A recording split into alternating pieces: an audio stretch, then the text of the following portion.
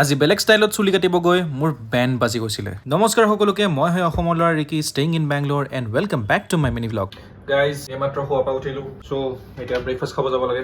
So' let's go. Breakfast মানে 10টালৈকে থাকে। চ' খাই আহোঁগৈ, নহ'লে খাব নাপামগৈ। চ' এতিয়া টাইম হৈছে আবে অন হৈ যা। চ' টাইম হৈছে 9:45। চ' চলো খাই আহোঁ, কি আছে আজি ব্ৰেকফাষ্টত চাওঁ।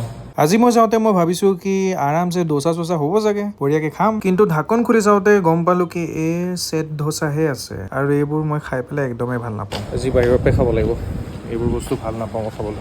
अभी ब्रेकफास्ट में क्या होगा? मैगी होगा। तो मैगी एक बना दो, चीज़ वाला बना दो। चीज़ বতৰ পুৰা ক'লা হৈ আছে, বৰষুণ দিব যেন লাগিছে। বেংগলোৰত এতিয়া পুৰা বৰষুণৰ বতৰ, গোটেই বতাহ ধুমুহা তেনেকৈ, আৰু এতিয়া বেংগলোৰখন লাহে লাহে ঠাণ্ডা হৈ পৰিছে। ইয়াৰ ৱেডাৰটো কমপ্লিটলি বেলেগ। অসমত এতিয়া জুই চাই গৰম হ'ব, কিন্তু ইয়াত আকৌ এতিয়া ঠাণ্ডা পৰিব। Bangalore is always different guys. So' মোৰ অৰ্ডাৰটো হোৱালৈকে মই এনেই এখোজ দুখোজ এক্টিং দিলোঁ কেমেৰাৰ আগত, যাতে অলপ দেখিবলৈ এস্থেটিক লাগক। আৰু অলপ পিছতে মোৰ অৰ্ডাৰ চিজ মেগী আহি গ'ল, আৰু এতিয়া ৰোৱা ৰৈ চিষ্টেম নাই, বাছ ভৰাই যাব লাগে পেটলৈ। অলপ পিছত দেখিলোঁ মোৰ দুষ্টিকেইটাও আহি গ'লে মোক লগ কৰিবলৈ। So' guys, meet my friends চুং চুং এণ্ড মোটা ভাই। আৰু এইটো হৈছে মোৰ নেক্সট পাৰ্টনাৰ কালু। ইহঁতকেইটা হৈছে আমাৰ পিজিৰ ৰাখৱালা, ইংলিছত ক'ব গ'লে বডি গাৰ্ড। দিয়ক তেতিয়ালৈকে মই অলপ বইল ডিঙো খাই লওঁ, অলপ জোৰটো লাগেতো।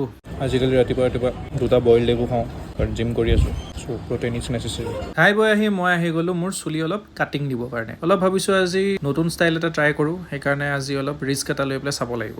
চুলিত বহুত ডেঞ্জাৰ হৈছে, সেইকাৰণে ৱাছ কৰি লওঁ।